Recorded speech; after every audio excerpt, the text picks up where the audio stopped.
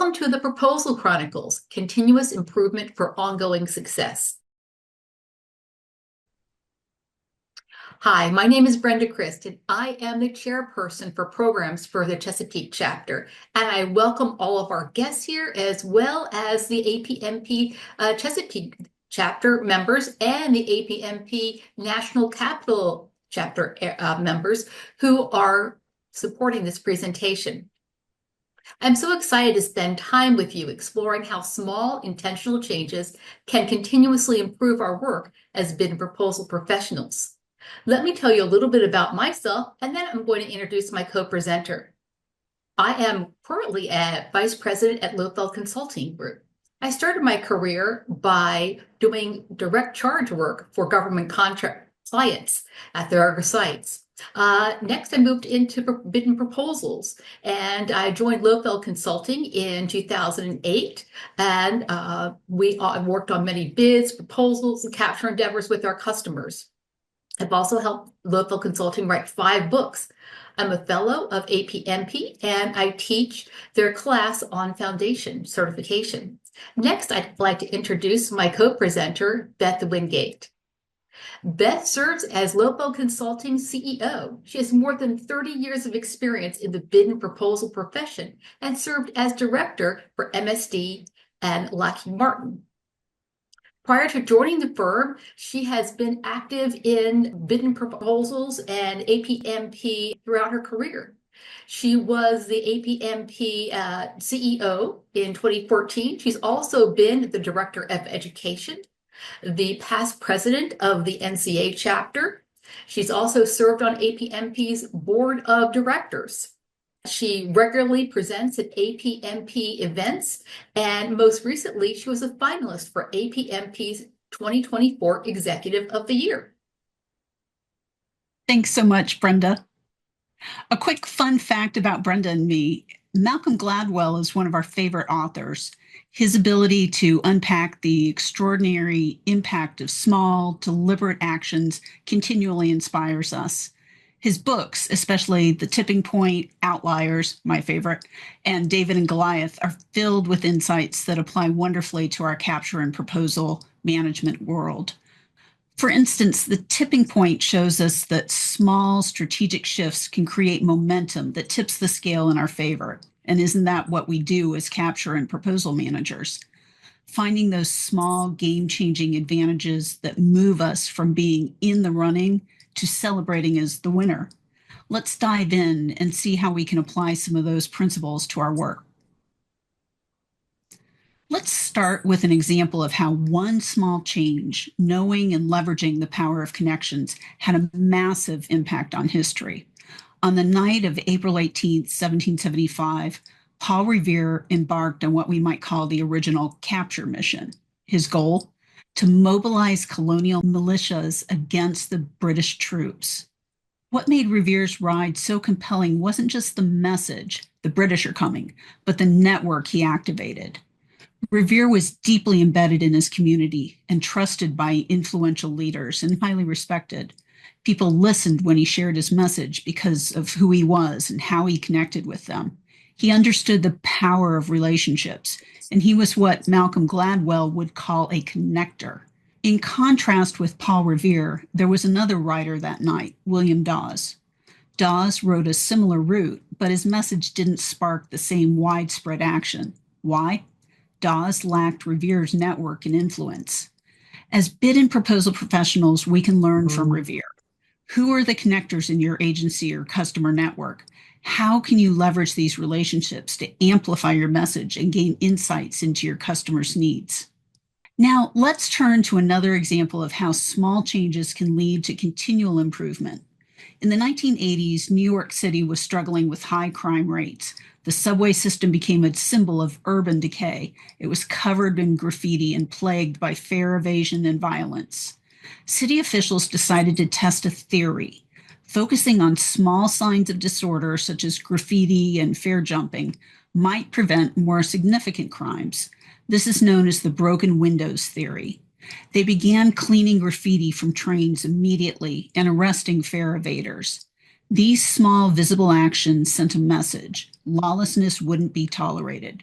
Over time, crime rates dropped across the city. For us, the lesson is clear. Small adjustments, like ensuring proposal compliance or aligning your value proposition with customers' priorities, can create a ripple effect that leads to continuous improvement and success. Third small change. When creating Sesame Street in the late 1960s, producers aimed to design a children's show that was both educational and engaging, and it was my favorite one. They made continuous and impactful adjustments. One was testing every segment with children before they aired it. The show was reworked or cut entirely if children lost interest or looked away during a segment. This simple tweak, ensuring content captured and held attention, was critical to the show's success. Sesame Street became a groundbreaking educational tool that taught millions of children foundational skills like reading and math by making its lessons fun, memorable, and interactive. This example illustrates the power of feedback and iteration. Sesame Street created sticky content that left a lasting impact by focusing on what resonates most with the audience. For bid and proposal professionals, this means seeking feedback on your proposals, whether from internal teams, mock evaluators, or customers, and refining your content until it sticks with your evaluators. Small adjustments to tone, structure, or visual appearance can transform a proposal from ordinary to unforgettable. Over to you, Brenda. Thank you. As bid and proposal professionals attending this webinar, I'm sure your firms have wonderful end-to-end processes. But what about considering these small improvements to increase your win rates? As a presenter, I'd like to introduce some small improvements that might help, regardless of whether you're in the federal, state, or local government business, commercial, or in international pursuits. Here are 10 small changes we're going to discuss in the upcoming slides. Number 1, manage and monitor your bid and proposal funds. Conduct quick and rigorous bid and no bid decisions to focus resources on high quality opportunities. Number 2, start with the end game. Always work backward from the customer's evaluation criteria. Number 3, most wins are close. Increase the delta between you and your competitors by targeting the most impactful evaluation factors and minimize the customer's requirement to exercise their best judgment in trade-off decisions. Number 4, cultivate connectors in your network. Build relationships who can advocate for your solution. Number 5, become a maven of intelligence. Regularly review customer feedback and industry reports to stay ahead. Number 6, build sticky evaluation propositions. Craft benefits-focused messaging that resonates with evaluators. Number 7, build a strengths budget. Create a strengths budget to allocate resources where they matter most. Number 8, develop strengths, not win themes. Focus on your singular benefits, features, and proof points that exceed the customer's requirements at a competitive price.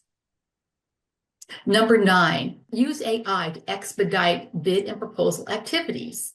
Build AI assistants to automate recurring activities. Number 10, smoothly transition from capture to proposals.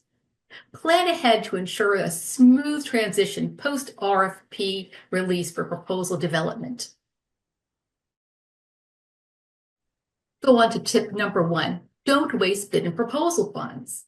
Bid proposal funds are precious. One of the smartest small changes you can make is to tighten your bid and no bid decision process. Imagine you have $2 million to spend on proposals this year. Would you rather spend money across 50 medium probability opportunities or focus it on 10 well-qualified bids with a high chance of success?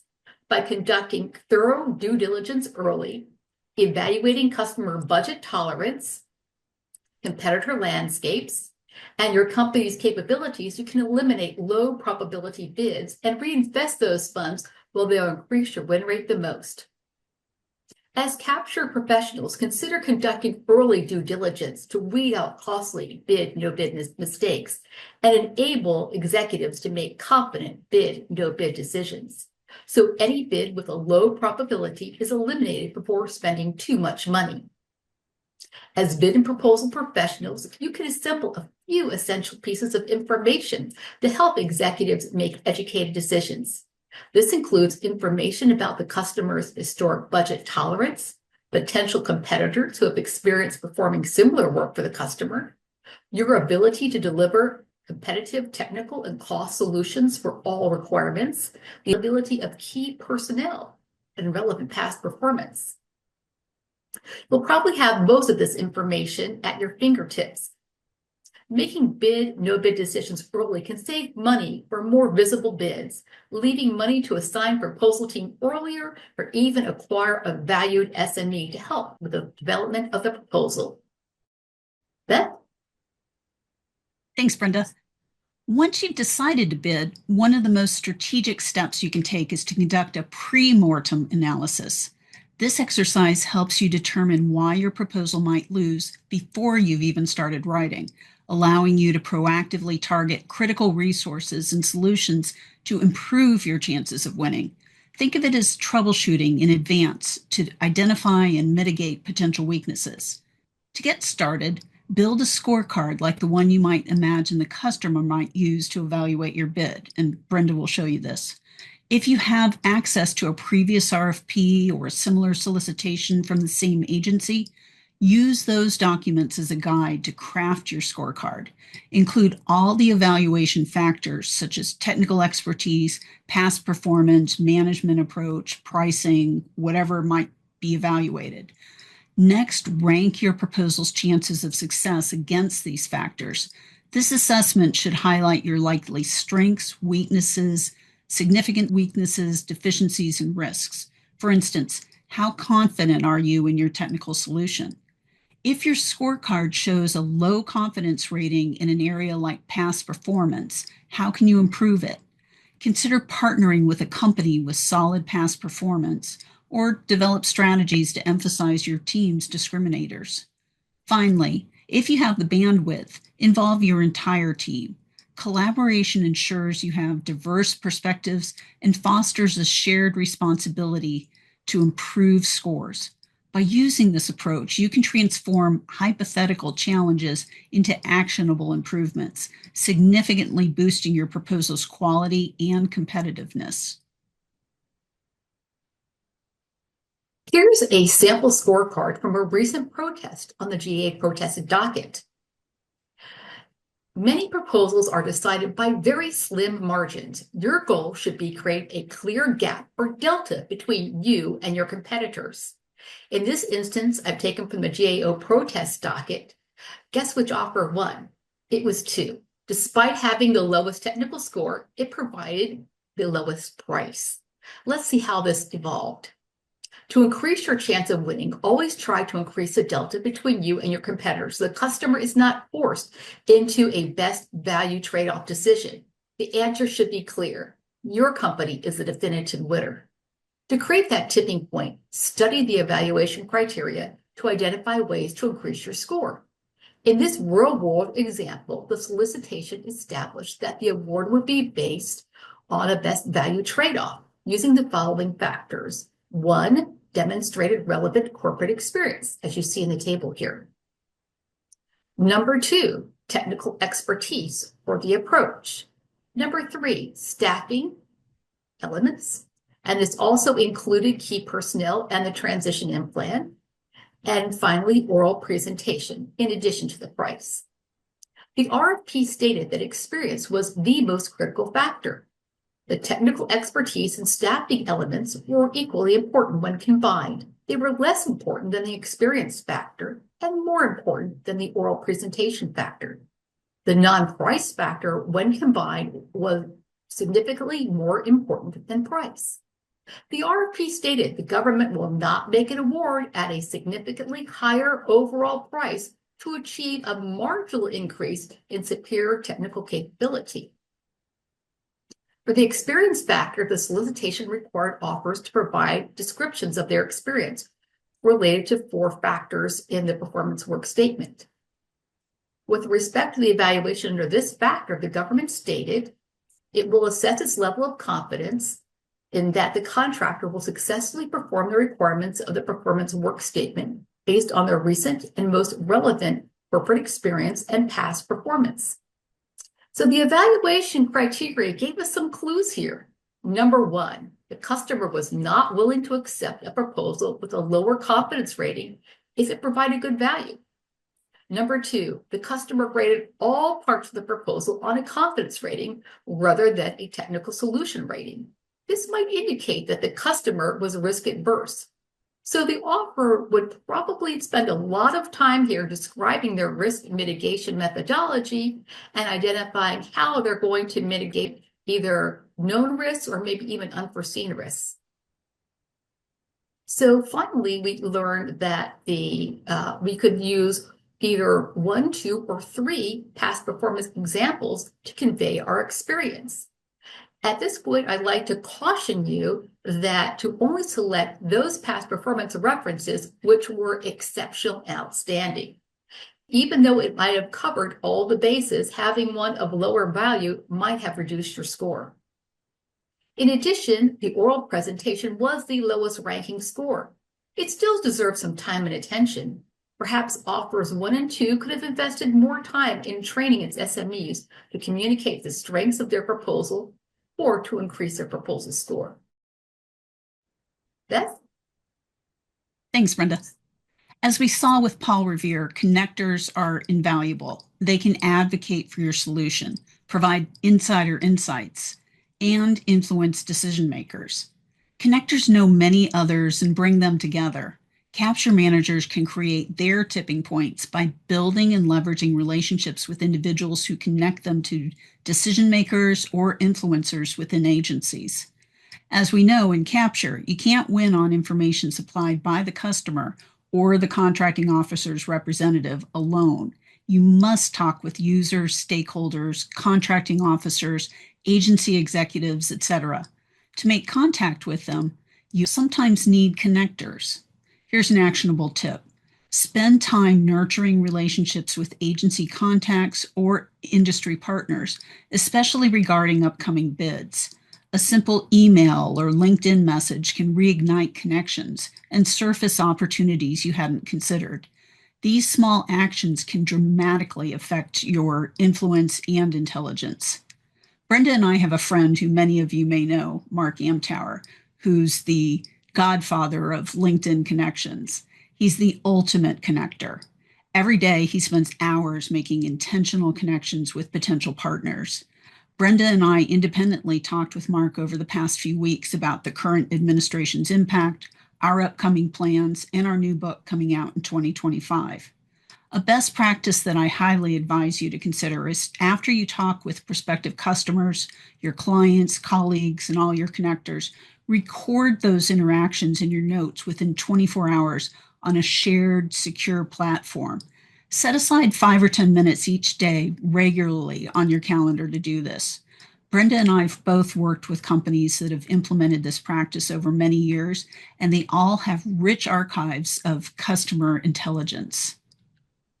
At Lowfeld Consulting, our motto is best informed wins. And this philosophy underscores the importance of gathering and leveraging the most relevant information about your customers' requirements, key hot buttons, and competitors. The company with superior intelligence is often the one best positioned to craft a winning proposal. It isn't just about responding to the RFP. It's about understanding the customer's underlying goals, priorities, and concerns better than anyone else. Malcolm Gladwell's concept of the Maven effect from the tipping point is an excellent analogy. Mavens are individuals who gather and share critical knowledge, influencing others through their expertise. As a capture manager, adopting a Maven-like approach means being the go-to source of insight about your customer.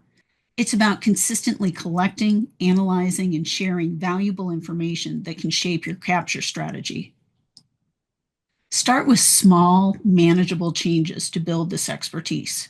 Create a dedicated information collection plan and schedule time each week to review customer feedback, study agency spending patterns, and explore your competitors' activity.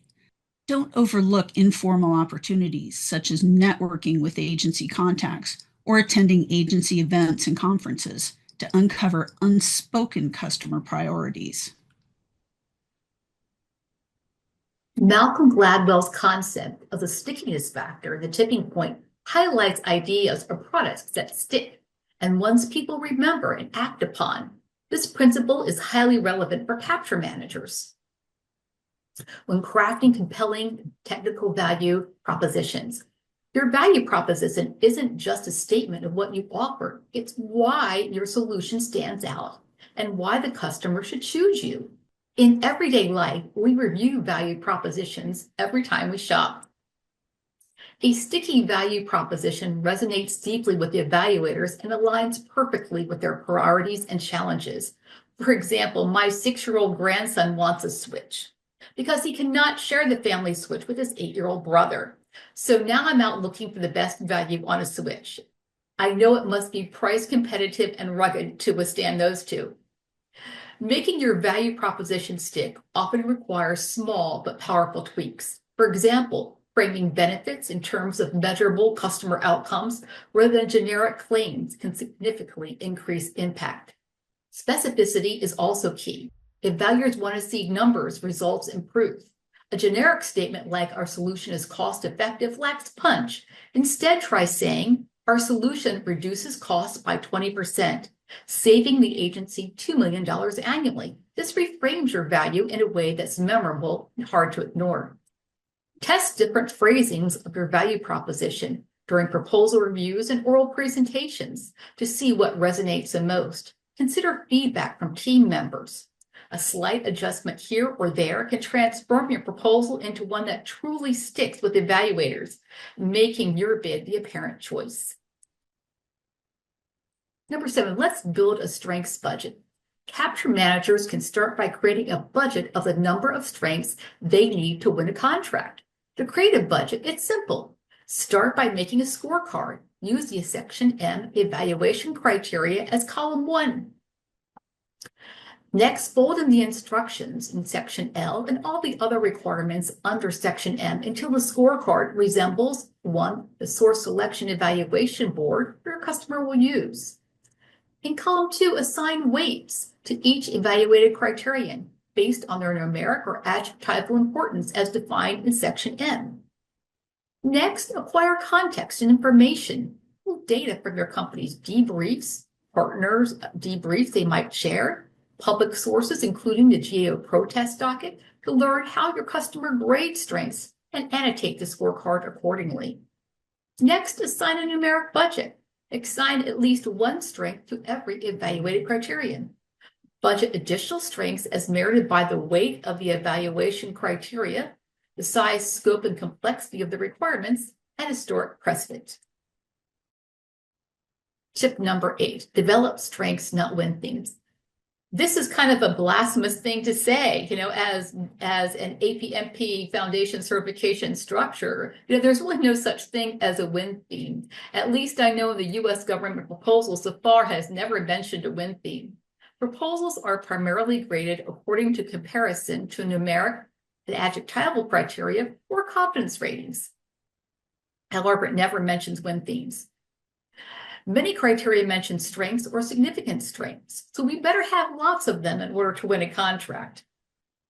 So I create strengths tables and continue populating them throughout the duration of the capture phase and the proposal development phase.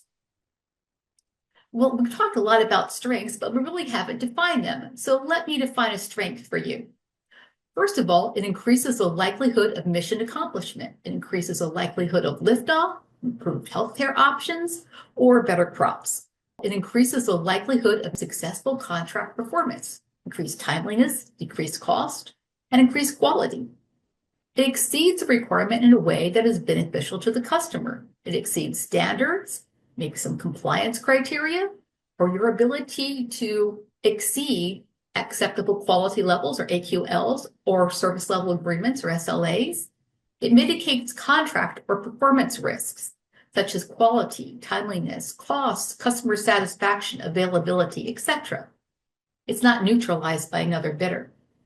In addition, it also must be substantiated by a proof point, and hopefully that proof point contains high-quality qualitative or quantitative data, such as a numeric dollar value, a date, a CPAR rating, a customer quote, or an award fee. I also have a column just to check off that exceeds their customer's requirement, yes or no, and if it is a discriminator for our company, yes or no. And once again, I continue refining it throughout the capture and the early proposal development phase. Beth. Thanks, Brenda. AI will never produce or execute a winning capture plan or create a winning proposal. However, it can help capture managers and proposal managers expedite routine and repetitive tasks. In our book, Harnessing the Power of Gen AI for Bid and Proposal Professionals, that we published in 2024, we provide ideas for using AI to expedite your work. However, before you use AI, you must always have your executive teams and your cybersecurity officials' approval. You deal with sensitive company information that should never be shared on public large language models. Here are 4 tips for using AI to expedite capture and proposal operations. Tip 1, use AI to support information collection. At Lofell Consulting, we recognize that comprehensive information is the foundation of every successful capture effort. AI tools can significantly expedite information collection by automating tasks like extracting insights from public data. Instead of manually shifting through pages of reports, AI can provide a concise summary of trends and priorities, helping capture managers stay informed. Tip 2, use AI to analyze solicitation documents. Ask it to identify questions, internal inconsistencies, and potential risks, in addition to summarizing document contents. Tip 3, use AI to power bid, no bid decisions. AI assistants can analyze internal and external data to provide a rationale for your probability of success. And tip 4, create AI assistants to propel your workflow.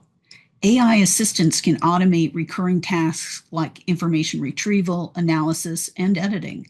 These tools can also serve as intelligent reminders, ensuring critical milestones like submitting questions to the contracting officer aren't overlooked.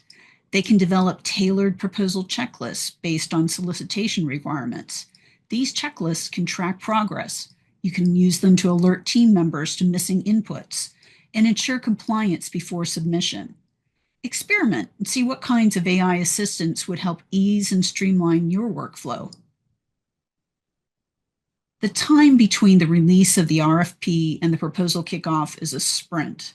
The capture manager is busy generating kickoff slides and organizing resources, including subcontractors, vendors, pricing specialists, contract managers, and proposal teams. However, the proposal manager is equally busy helping the capture manager with the slides and generating the compliance matrix, outlines, graphics, and other proposal artifacts. Issues occur during this flurry of activity, especially after a Friday afternoon RFP release, because the information is unavailable, missing, or there's a configuration control problem. In addition, some firms may only appoint proposal managers shortly before or right after RFP release. Therefore, preparing for this capture to proposal transition becomes even more important to accelerate the proposal manager's productivity. Here's a list of items to consider when transitioning to the proposal phase. Verify that the capture plan is updated. Provide all customer and stakeholder communications and contact information. Provide all pre and post RFP documents from the customer. Provide updated solution documents. Identify top past performance summaries and verify the references are still good and updated. Provide any corporate history and facts you've collected that can expedite proposal preparation. Provide subcontractor and vendor contact info, NDAs, teaming agreements, and subcontract plan information. Provide updated pricing and financial documents. Provide schedule recommendations. Provide the names of potential reviewers or those who participated in pre-RFP reviews. And provide relevant plans like risk, security, project management, communications, transition plans, and many others. All this information should be updated, placed in a secure, accessible location, and verified for accuracy. Providing these items at the start of the proposal phase minimizes delays, ensures clarity, and sets the proposal team up for success. The transition from capture to proposal development is a high pressure sprint, and clear, organized documentation ensures the team can focus on creating a compliant, compelling proposal without unnecessary distractions. Improving the impact of your bid and proposal team doesn't always require an overhaul. It's often about making the right small tweaks. We asked 170 professionals on LinkedIn what small changes could make the biggest difference for your team. And here's what they said. 48% believe enforcing rigorous bid decisions is the most impactful tweak. This ensures your team is focusing on winnable opportunities and avoiding wasted effort. 32% pointed to giving writers detailed outlines, which helps align the proposal with evaluation criteria and reduces rework. 12% emphasized the importance of assigning a compliance monitor to ensure every requirement is met, an often overlooked step that can mean the difference between winning and losing. And 8% suggested maintaining a risk log to proactively address potential issues before they escalate. Thanks, Beth, and I'd like to wrap it up with our conclusion. In summary, the path to continuous improvement lies in adopting disciplined practices and continuously making small incremental changes. From effectively monitoring and managing bid and proposal funds to transitioning seamlessly from capture to proposals, each step is essential for success. Focus on increasing your score by turning close wins into definitive victories, building strong networks, and cultivating intelligence. By creating sticky value propositions, emphasizing strengths over win themes, and adopting AI for efficiency, you can position your organization ahead of the competition. The key takeaway is to think strategically, act decisively, and continuously improve your approach. Every effort you put into managing your bid and proposal process is an investment in future wins. Thank you for your time, and we look forward to answering any questions you have. I'd also like to bring your attention to our resources at the Local Consulting Group. Here is our website and a list of our services and the 8 books we have published so far. And by the way, the 9th one is in the works. And if you'd like to contact Beth or me, here is our email addresses and our LinkedIn account names. So we look forward to connecting with you in the future. And right now, we'd like to answer your questions.